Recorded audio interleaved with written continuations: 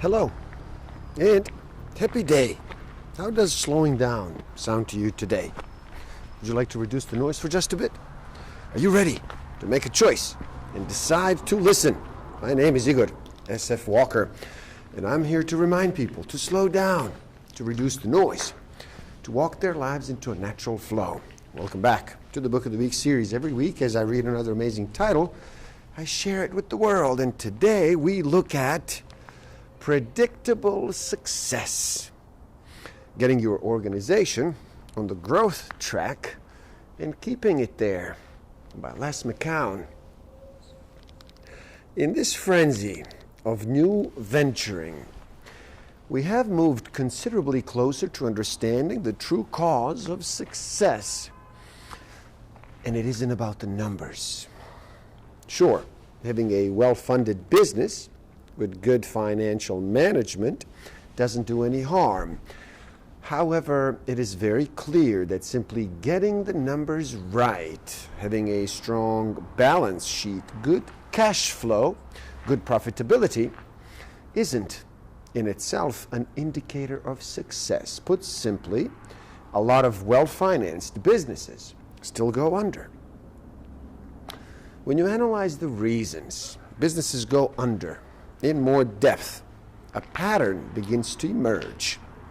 It wasn't the numbers, it was the people that made the ultimate difference between success and failure. Business success, true, lasting business success, came not from a well-structured balance sheet and good financial management, but from the people. If you didn't have the right people, it was only a matter of time before the money would run out. So it's not the numbers. It's not even the numbers and the people. It's the numbers, the people, and the structure they operate in. The numbers, and more important, the people, have to work within a vibrant, organic, dynamically changing organization. Success is a state reachable by any group of people, any organization, business, division, department, project, or team, in which they will consistently and with relative ease achieve their common goals. It is much easier to manage a group when you and they know how to be successful. It is not about the size, it is not about the age, it is not about money or other resources. It's not a culture. Predictable success is not about adopting any one organizational culture. It's not about how meetings are held. And it's not about the industry that you are in. The 3 stages before predictable success: early struggle, fun, and whitewater, are growth stages. The stages after predictable success, treadmill, the big rut, and death rattle, are declining stages. The 5 key benefits of achieving predictable success: decision making, the ability to readily make and consistently implement decisions; goal setting, the ability to readily set and consistently achieve goals; alignment, structure, process, and people are in harmony; accountability, employees become self-accountable in addition to being externally accountable to others; and finally, ownership. Employees take personal responsibility for their actions and outcomes. Predictable success is a natural stage in every organization's growth. In predictable success, the organization can easily set and consistently achieve its goals. Predictable success is not about an organization's size, age, or resources, nor is predictable success a specific corporate culture, a way of having meetings, or industry specific. An organization must progress through the early stages of development to reach predictable success. It cannot jump a stage, although it can reduce the time spent there. And it can cycle through various stages. Our organization can stay in predictable success indefinitely, and organization and predictable success benefits specifically from better decision making, goal setting, alignment, accountability, and ownership. So prioritize getting closer to finding and gaining traction with a profitable market for your product or your service should be your number one priority at all times. Everything else is secondary. You should finish every day by answering the question, what did we do today that took us closer to finding a valuable market for our product or our service? Plan to start your business in listen mode. You'll find out where your customers are by asking, not by talking. Experiment, adapt. Early struggle is the first stage of every organization's development. During early struggle, the main struggle is reaching financial stability before the founder's resources, time and energy, run out. As many as 80% of new ventures never make it through early struggle. To get through early struggle, founders must find a viable market as soon as possible and use their startup funding wisely. It is a fatal decision to get distracted in early struggle and to lose focus on the main goal.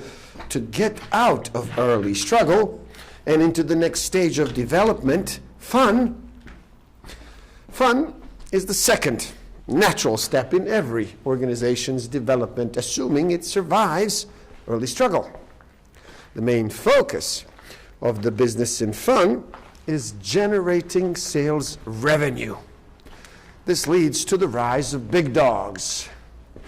Those often salespeople who build sweat equity by contributing to the survival and growth of the business. During fun, the organization builds myths and legends that will later become unrealistic performance expectations. Working for an organization in fun is exciting, but requires the ability to cope with ambiguity. Sometimes being in fun can lead to overconfidence, which at its worst can cause the owners to take risks that maim or destroy the business. It is vital to monitor the cost during fun. Some owners choose never to leave fun because of the high reward, and well, it's fun. After growing bigger, some people bring their businesses back to fun because they like it there. If you continue to grow your business, you will be kicked out of fun into whitewater automatically. Whitewater is the third stage in every organization's development after early struggle and fun. Whitewater arises as a natural outgrowth from the success of fun. The main cause of whitewater is complexity arising from growth. It is evidenced by increasing errors and emergencies in the organization.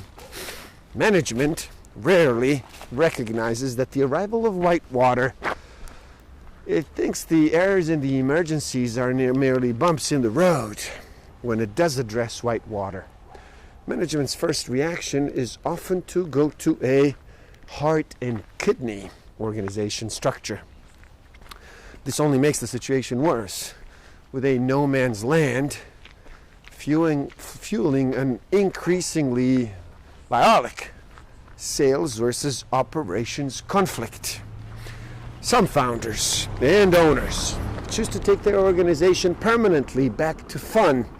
Other organizations bob in and out of fun and whitewater, repeating each of the steps above.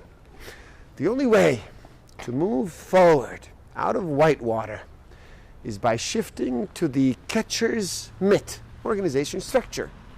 During Whitewater, the organization's focus shifts from sales to profitability.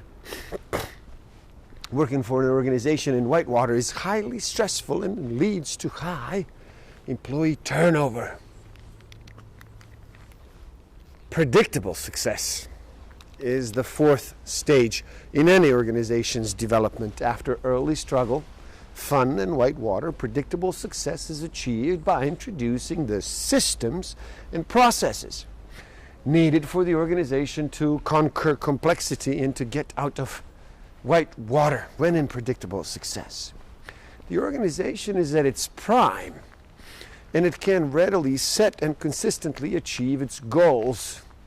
Theoretically, if the right balance of systems and processes is maintained, there is no reason for any organization that cannot remain in predictable success indefinitely.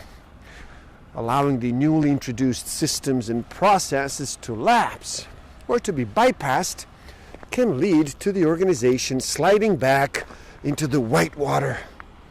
Introducing too many systems and processes, or depending on systems and processes to substitute for initiative and creativity, will push the organization forward into treadmill.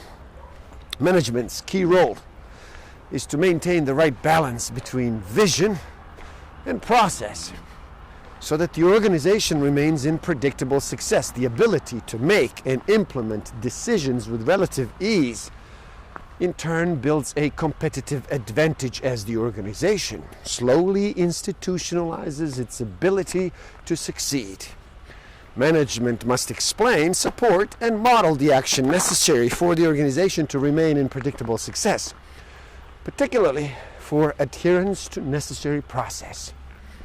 Some of those who grew the business during fun and Whitewater may leave when the organization hits predictable success and a new culture of cross-functional decision-making takes hold.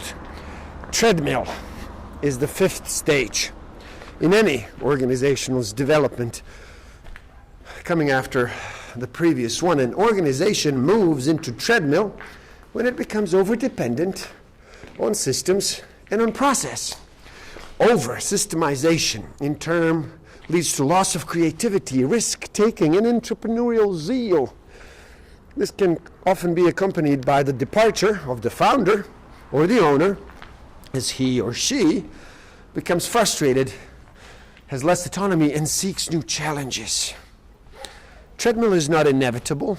An organization can avoid and stay in predictable success by institutionalizing creativity, risk-taking, and entrepreneurial zeal. When in treadmill, it is possible to step back into the predictable success by reintroducing creativity, risk-taking, and entrepreneurial zeal. If the organization does not do so, it will decline further, sliding into the big rut. The key difference between the treadmill and the big rut is that in treadmill, the organization is still capable of self-diagnosis and can therefore correct its decline. In the big rut, the organization loses its ability to be self-diagnostic. Working for an organization in treadmill can feel sterile and unfulfilling. There is a preference for form over function and compliance over result. The big rut is the sixth and the penultimate stage in the organization's development, coming after early struggle, fun, Whitewater, predictable success, and treadmill. An organization falls into the big rut when it ceases to see the customer as its main reason for being. Most organizations in the big rut view their own existence as the primary reason for being. In other words, they become self-perpetuating institutions. Organizations in the big rut are almost exclusively peopled with bureaucrats and with administrators. Visionaries and hands-on operators leave in frustration. The difference being between treadmill and the big rut is that in treadmill, there is frustration with the organization's loss of creativity and vision. In the big rut, creativity and vision are actively discouraged. When an organization falls into the big rut, it loses the ability to self-diagnose its condition Only a massive external intervention can keep the organization from the final stage, which is the death rattle. Organizations in the big rut are often cash-rich and or have a monopolistic hold on their market. So their inexorable decline can take a very long time. Working for an organization in the big rut is rewarding for bureaucratically minded individuals. Results-focused individuals tend not to stay around. An organization may move in and out of predictable success to whitewater or to treadmill many times.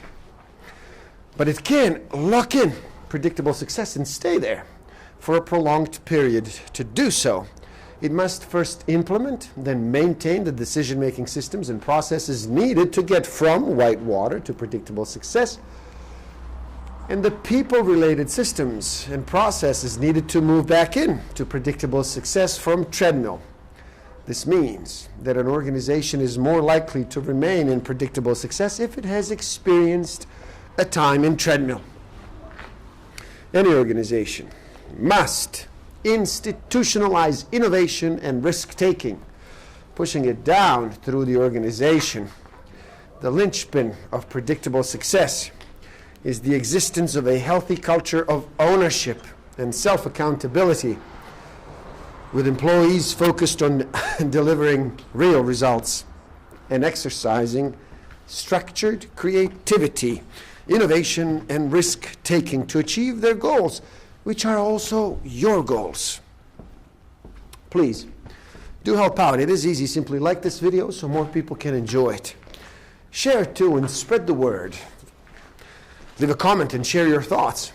Subscribe to my channel and stay up to date. And the link to this book is in the description below, so you buy it and read. Never stop learning. Thank you. Love and respect.